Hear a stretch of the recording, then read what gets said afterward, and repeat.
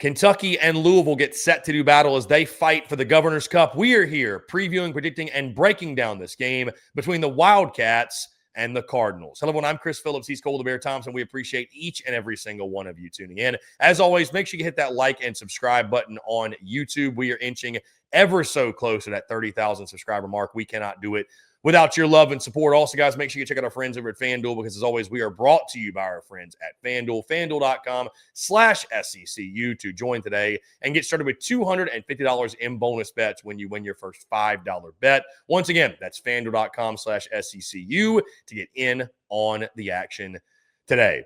It all comes down to this, and no, we're not talking basketball, the football edition of this rivalry. Kentucky and Louisville, the Governor's Cup is on the line, and bowl eligibility on the line as well for Mark Stoops and the Kentucky Wildcats as they travel up to Louisville, Kentucky. Once again, guys, we're here previewing, predicting, and breaking down this game. Hello, everyone. As always, I'm Chris Phillips. Joining me, as he always does, my co-host, colleague, partner in crime, one of the best in the business, Mr. Cole the Bear Thompson. Bear, what's going on, man? Appreciate you taking the time.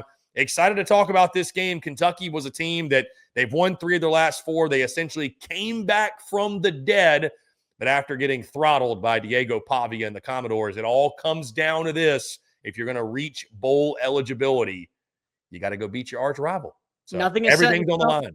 Nothing is set in stone when it comes to Mark Stoops' job status either. He has not been told if he will be back in 2026. So that's another storyline that you got to follow on this one.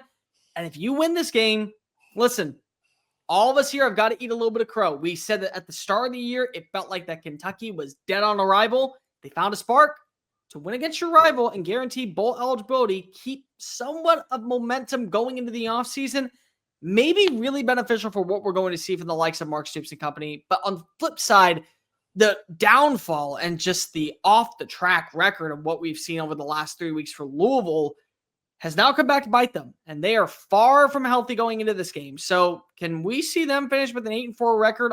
It's been interesting. Right now, it feels like Jeff Brom, one of the most underrated coaches in the country, he's got to be able to steer the ship back in the right direction. Could he be a reason why maybe this is the final game of the Mark Stoops era for Lexington, even though the game we played at Papa John's Center or whatever the hell they call the stadium afterwards? Because I have no idea what it's changed to. Well, Bear, I'm going to tell you here in just a second. It's an 11 a.m. Central Time kickoff on the SEC Network. Of course, this game is taking place in Louisville. It is L&N Federal Credit Union Stadium. That one. That one. I prefer Papa John's Center as well. Either way, Louisville is a 2.5-point favorite. The over-under is set at 46.5. That via our friends, of course, at FanDuel. Kentucky does lead the all-time series 19-16. The last meeting came last year. Louisville throttled Kentucky by a final score of 41-14. That game coming, of course, in Lexington. So Kentucky going to be looking for some revenge, looking, like we mentioned, to punch their ticket to a bowl game. Bear, I want to start, though, Louisville. I mean, you mentioned last 3 weeks, 3 straight losses. They were sitting high in the month coming into the month of November, 7-1, 4-1 in conference play, and it's been downhill ever since. A 29-26 loss to Cal in overtime, a 20-19 loss to Clemson. Both those games came at home. And then at SMU, they got destroyed last week, 38-6 in this ball game. Bear, what do you attribute the demise of Louisville to of late, and what does it mean for them going into this one? Well, injuries have been a big-time deal. I mean, last week they didn't have their starting quarterback with Miller Moss being out, so they turned to a freshman who very much you could tell almost instantly against SMU. He was very in over his head. I mean, like that was a big-time problem. So what is going to be the status of Miller Moss? Currently, he is listed as doubtful, I believe, for this game. So that really puts a damper in things, but then the injuries to the wide receiver room has been really bad. You will not have Chris Bell, who is very much getting looked at as a potential sleeper for a first-round pick. They've also been limited at running back. You don't have Duke Watson right now. You're also going to be out. You're also going to be down a couple of other players. Isaac Brown. My bad. You're going to be down Isaac Brown. You only have Duke Watson in right now. You're also down, if I'm not mistaken, Kuwanje Brown. Antonio Watts, the linebacker's been missing some plays, and there's just a lot of far too many explosives downfield. It just feels like this is a warpath of self-inflicting wounds, not being able to close out. They had the lead at one point against Cal. They felt like they were going to win against Cal.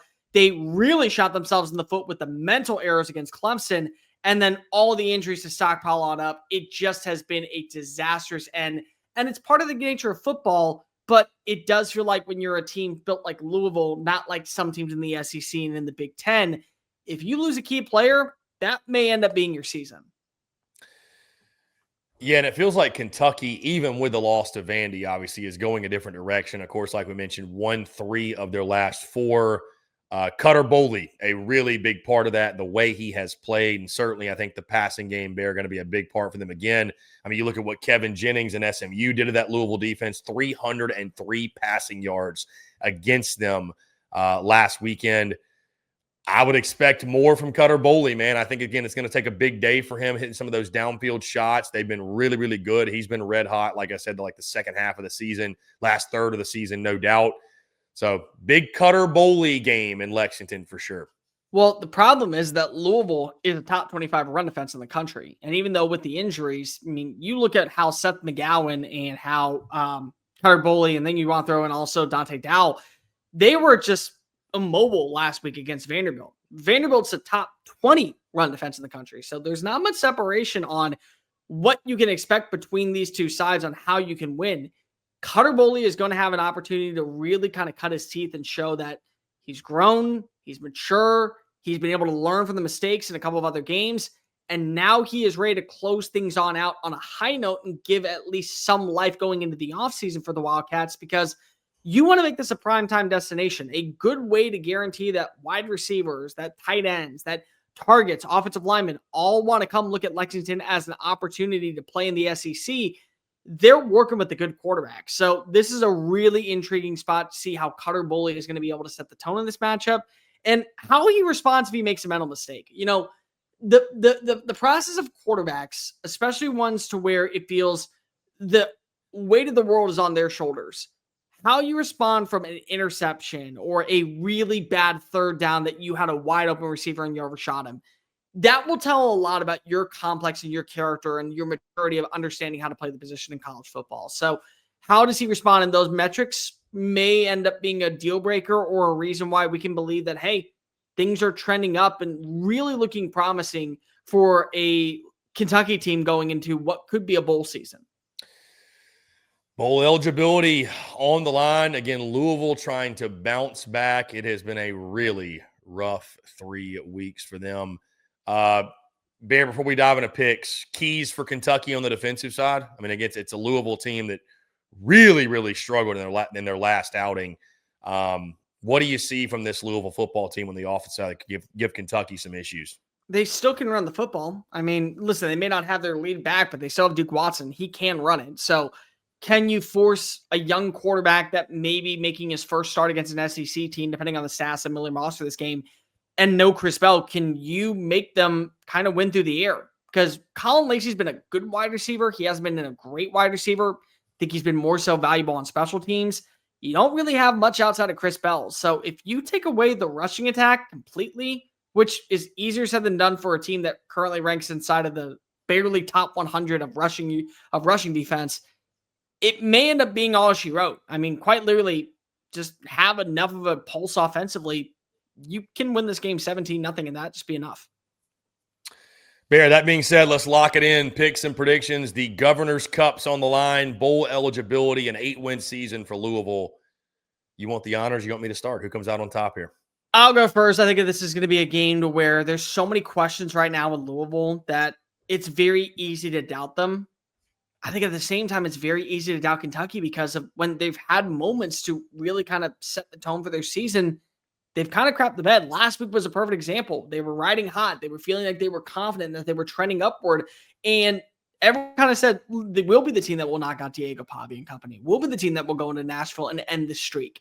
And they set the tone very early against you. And lo and behold, now you're having to win this one to get to bowl eligibility. So it's very easy to look and say, Kentucky's going to lay down and die. But I think that Mark Stoops understands that he wants to be here and that he is not going to get hired elsewhere. And that this is a place to where his legacy can end on a higher note. He can control the narrative of how people remember his tenure in Lexington. And the only way to do so is by winning in this matchup and guaranteeing that the Governor's Cup comes back to Lexington with you, a Zach Kroger Field for a season, and better yet, you're back at Kroger Field for a season.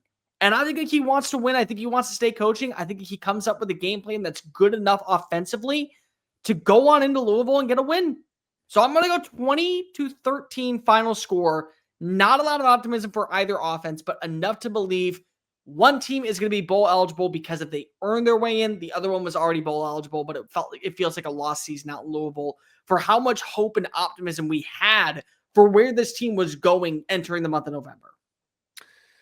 Bear, Louisville is fading. Kentucky, despite the loss last week, has been surging. I'm going to go big Cutter Bowley game here to close out the season. I'm going to give Kentucky a 28-23 win over the Louisville Cardinal. I think they find a way to get it done. Revenge is a dish best served cold, and I think they get revenge for last year. And Mark Stoops, I think with a bowl appearance, will survive another year, and we'll be back in 2026. We shall see. I think the fan base still kind of has some mixed feelings on that, but either way, I do think Kentucky, this is a rivalry that tends to go back and forth, seems like every single year.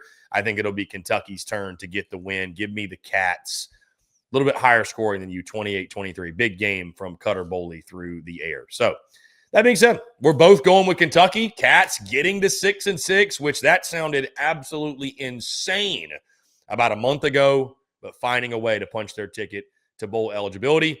What say you? You think Kentucky or Louisville? Who comes out on top on Saturday in Louisville at L&N Federal Credit Union Stadium? Guys, it's going to do all for us. We appreciate each and every single one of you tuning in. Before we get out of here, doing a tell you about our friends over at FanDuel, because as always, we are brought to you by our friends at FanDuel. It's NBA tip-off week, and FanDuel's your home for live betting.